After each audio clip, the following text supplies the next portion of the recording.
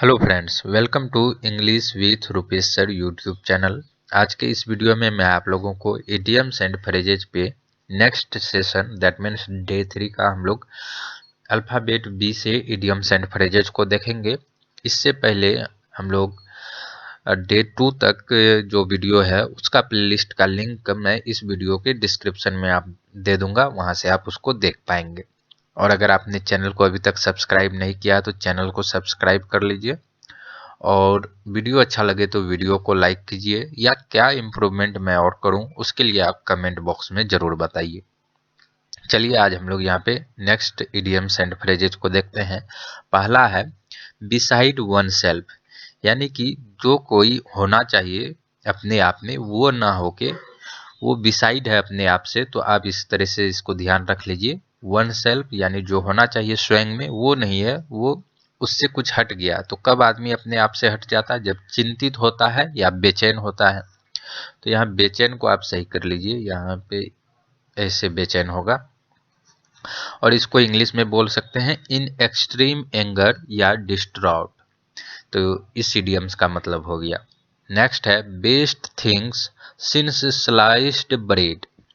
इसका मतलब होता है कोई नई या उच्च गुण वाली चीज या वस्तु।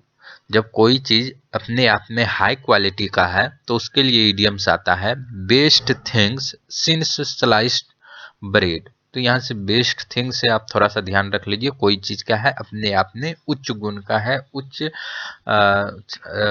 अपने अपने अगर जिस भी कैटेगरी से वो बिलोंग कर रहा है वो उसमें या तो नया है या उसमें उसका क्वालिटी काफ़ी अच्छा है। नेक्स्ट इडियम्स है बिटवीन सिसला एंड चेरी बडीज।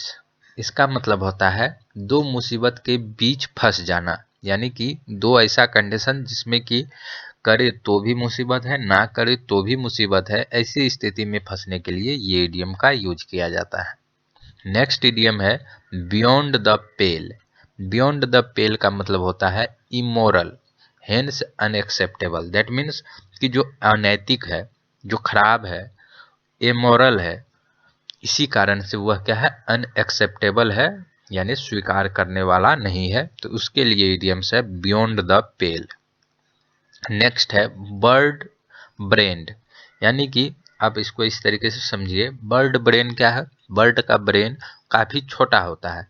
तो जब किसी मनुष्य का ब्रेन काफ़ी छोटा है यानी उसके मस्तिष्क में बहुत ही कम चीज़ें हैं, दैट मीन्स मूर्ख है, वो इलॉजिकल बातें करता हो सकता है। तो बर्ड ब्रेन, आप छोटा ब्रेन से ध्यान रख लीजिए, बर्ड का ब्रेन छोटा होता है तो इसलिए वो कोई अगर पर्सन के लिए आ रहा तो वो मूर्ख है, फुलिश है, स्टूपिड है। नेक्स्ट इडियम है बिट्स एंड बॉब्स। इसका मतलब होता है सन्ड्री, यानी छोटा छोटा चीज, उसके लिए आता है बिट्स एंड बॉब्स। नेक्स्ट है ब्लैक ऑक्स। ब्लैक ऑक्स का मतलब होता है सिंबल ऑफ कैलामिटी, यानी किसी भी चीज खतरनाक या अशुभ का जो सिंबल है उसके लिए वर्ड आता है, सॉरी उसके लिए इडियम्स आता है ब्लैक ऑक्स। नेक्स्ट इडियम है ब्लैक शिप। ब्लैक शिप मतलब होता है एक कनिंग पर्सन, धूर्त व्यक्ति के लिए इडियम्स है ब्लैक शिप। नेक्स्ट है ब्लेज ए ट्रेल, यानी टू डू अर्ली और pioneering that others will follow up, यानी कोई चीज सबसे पहले करना या कुछ ऐसा प्रथम बार करना जो कि आने वाला व्यक्ति जो है, जो आने वाला जनरेशन है वो उसको फॉलो करे, तो उसके लिए इडियम्स है ब्लेज ए ट्रेल। नेक्स्ट इडियम है ब्लाइंड टू, किसी के प्रति ब्लाइंड हो जाना यानी उसको नजरअंदाज करना।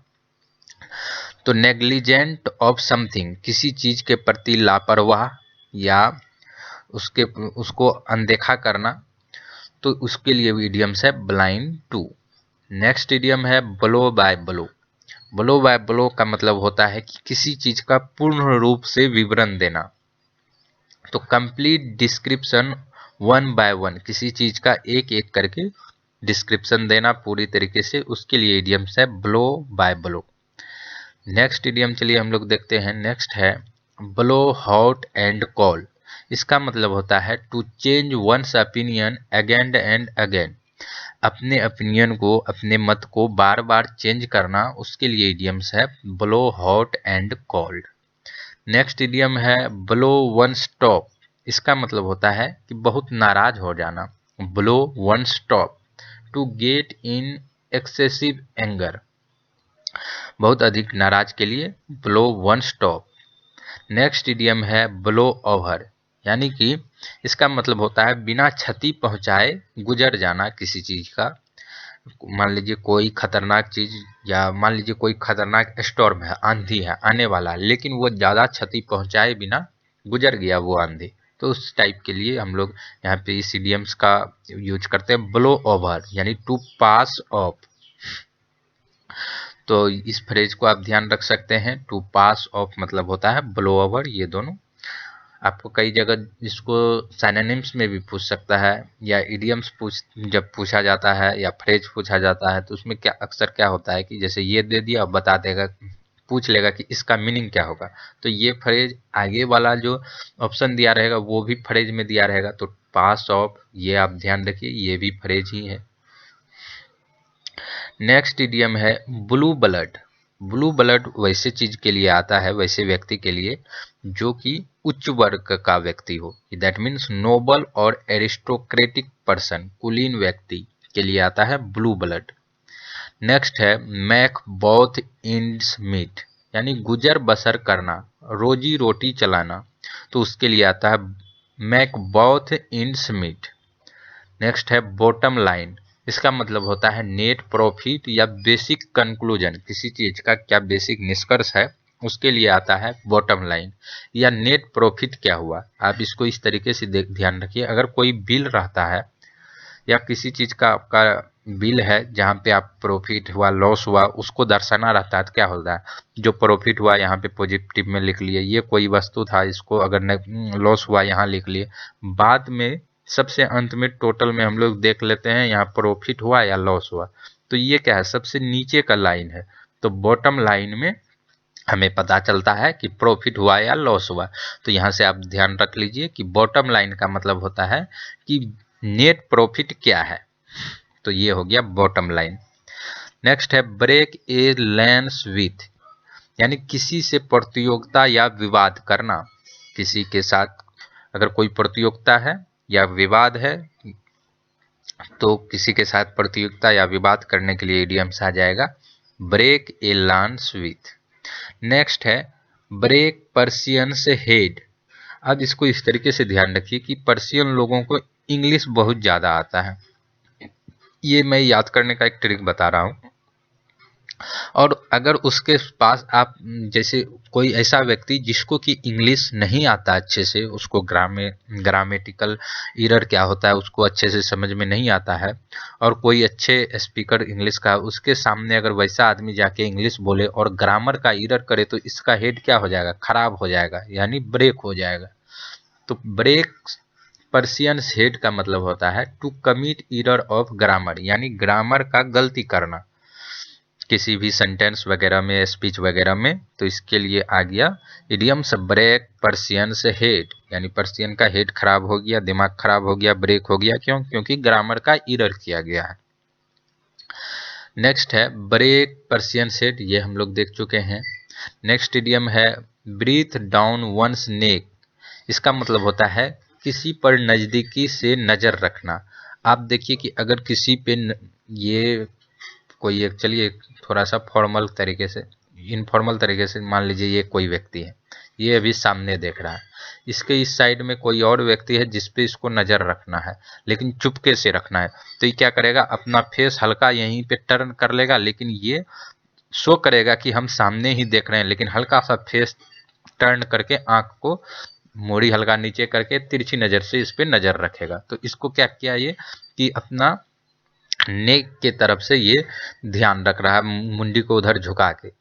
तो आप इस यहाँ से थोड़ा सा इस तरीके से कहानी टाइप से रिलेट कर लीजिए। ब्रीथ डाउन वंस नेक, तो अपने नेक को उस तरह कर लिया, तो वहाँ से ही अब सांस भी वैसे ही लेगा उसी अवस्था में। तो ब्रीथ डाउन वंस नेक का मतलब हो गया नज़दीकी से किसी पर नज़र रखना। ब्राउन स्टडी, इसका मतलब होता है लॉस्ट इन वंस थॉट, यानी किसी विचार में, किसी चीज में मग्न हो जाना। तो brown study, lost in one's thought. Next है burn the candle at both ends, यानी कि आप बोल सकते हैं कि कैंडल को क्या किया, दोनों तरफ से जला दिया। क्यों जला दिया? क्योंकि उसको रात देर तक काम करना था। तो burn the candle at both ends का मतलब होता है रात देर तक काम करना। और आप इसको बोल सकते हैं to do something from early in the morning, सवेरे जल्दी से और रात में लेट रात तक काम करना, जिससे कि क्या हो कि रात में आराम करने का बहुत कम समय मिले।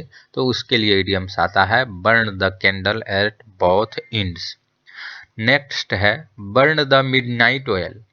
तो मिडनाइट ऑयल, रात में बहुत अधिक ऑयल को हम लोग क्या कर रहे हैं, बर्न कर रहे हैं। दैट मीन्स रात भर और अधिक काम कर रहे हैं जो नॉर्मल करते हैं। तो इसका भी मतलब वही हो गया, to work late in night, देर रात तक काम करना।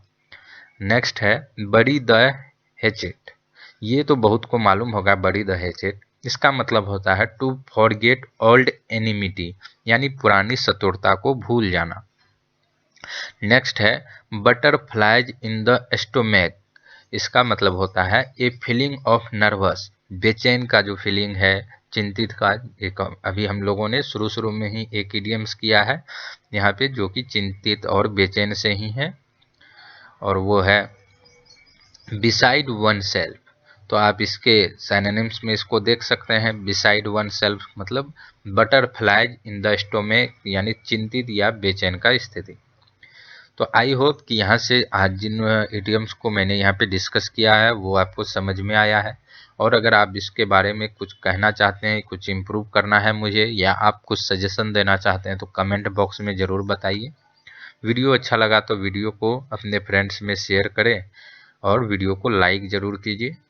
और चैनल को अभी तक सब्सक्राइब नहीं किया तो मैं अगेन फिर कहूँगा कि चैनल को सब्सक्राइब कर लीजिए और साइड के बेल आइकन को भी क्लिक कर लीजिएगा, जिससे कि आपको सारा नोटिफिकेशन मिलता रहे। मिलते हैं नेक्स्ट वीडियो में फ्रेंड्स, तब तक के लिए गुड बाय।